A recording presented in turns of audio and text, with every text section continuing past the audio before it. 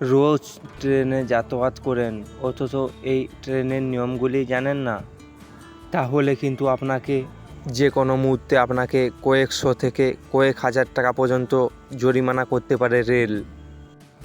এখন থেকে টিকিট ছাড়া ভ্রমণ হোক কিংবা রেলের অন্য কোনো নিয়ম ভঙ্গ করলে ভারতীয় রেল এখন থেকে প্রচুর স্ট্রিক্ট। বর্তমানে ট্রেনের নতুন নির্দেশিকা অনুসারে যদি আপনি টিকিট না কেটে ট্রেনে উঠেন তাহলে আপনাকে দিতে হবে 500 টাকা জরিমানা। যদি আপনি অন্য কোনো কারোর টিকিটে ট্রেনে যাত্রা করেন তাহলে আপনাকে ওই টিকিট বাজেয়াপ্ত করা হবে এবং আপনাকে 500 টাকা জরিমানা করা হবে।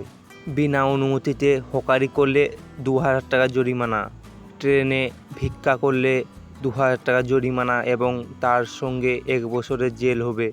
আপনি যদি রেলের সম্পত্তি ধ্বংস করেন তাহলে আপনাকে 1000 টাকা জরিমানা করা হবে। আপনি যদি ট্রেনে কারোর সঙ্গে মাতাল অবস্থায় ঝামেলা করেন কিংবা ট্রেনে যেখানে সেখানে অযথা থুতু ফেলবেন তাহলে আপনাকে 1000 টাকা জরিমানা দিতে হতে হবে।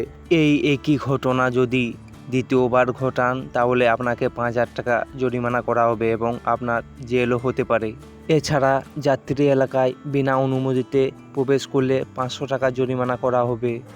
আপনি যদি ট্রেনে কিংবা প্ল্যাটফর্মে কোনো জায়গায় দাঁড়িয়ে ধূমপান করেন তাহলে আপনাকে 2000 টাকা জরিমানা করা হবে।